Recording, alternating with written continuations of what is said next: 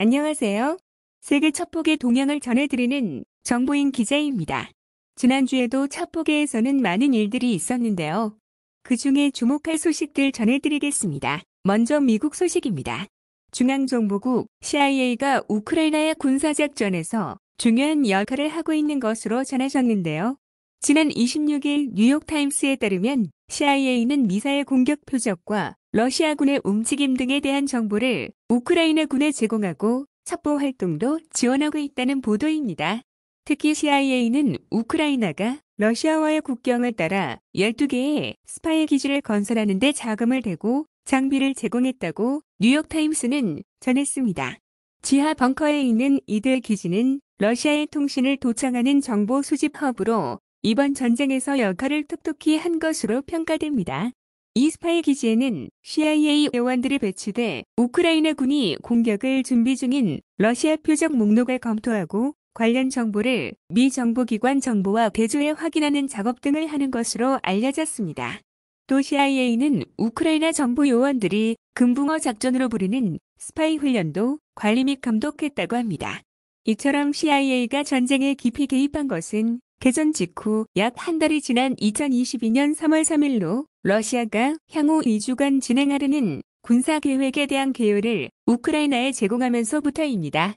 이후에는 러시아의 우크라이나 도시 폭격 계획과 젤렌스키 대통령을 비롯한 우크라이나 고위 관료들에 대한 암살 계획 정보 등을 제공했습니다. 이에 대해 이반 바카노프 전 우크라이나 보안국장은 CIA가 없었다면 러시아에 저항하거나 이길 방법이 없었을 것이라고 평가했습니다. 그러나 미국 의회에서 우크라이나 추가 군사원조 법안 표류가 장기화하면서 우크라이나에서 활동 중인 정보 요원들 사이에 동요가 커지고 있다는데요. 미국이 우크라이나에 대한 원조를 중단하면 CIA가 자신들을 버릴 수 있다는 불안감이 커지고 있다는 전언입니다. 이와 관련해 CIA 윌리엄 번스 국장이 우크라이나를 비밀리에 방문해 미국의 지원을 거듭 약속하며 불안을 잠재우려 노력한 것으로 전해졌습니다. 다음은 국내 단신입니다. 국가정보원이 아시아 태평양 지역 5개국과 마약 범죄 공동 대응을 위한 아시아 마약정보협력체를 출범시켰습니다. 지난 27일 국정원은 서울에서 캄보디아, 라오스, 필리핀, 베트남, 태국의 마약정보수사기관이 참석한 가운데 아시아 마약정보협력체 첫 총회를 열고 역내 주요 마약 조직의 세력 양상과 사이버 공간을 활용한 마약 밀매 실태를 논의했는데요.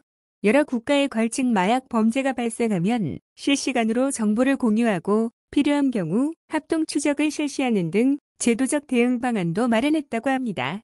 이에 대해 국정원 관계자는 총회에서 악태 지역에서 유입되는 마약을 차단하기 위해 해외 정보 협력 기반을 마련했다며 우리 국민을 마약 위협으로부터 보호하는 데 미국 등 주요국과 국제범죄 관련 협력 범위를 확대할 것이라고 말했습니다. 이번에는 호주 소식입니다.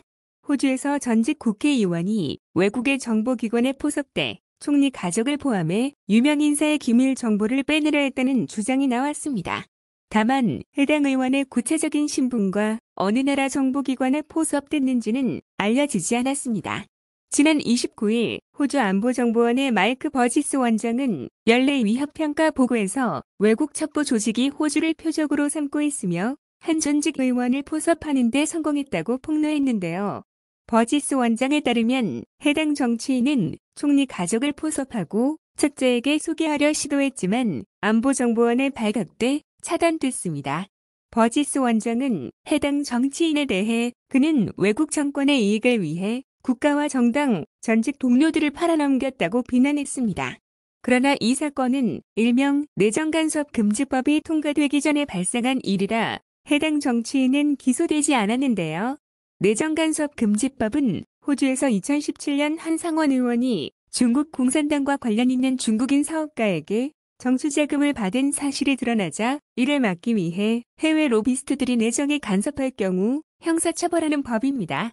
버지스 원장은 외국 첩자들이 컨설턴트, 헤드헌터, 학자, 연구원 등으로 위장하고 있으며 학생과 정치인, 사업가, 공무원 등을 표적으로 정보 제공 대가로 수천 달러를 지불하고 내부 자료를 제공하면 추가로 돈을 주기로 약속하는 활동을 하고 있다고 설명했습니다. 한편 이날 버지스 원장은 해당 정치인과 정보기관의 실체에 대해서는 함구해 궁금증을 자아냈습니다.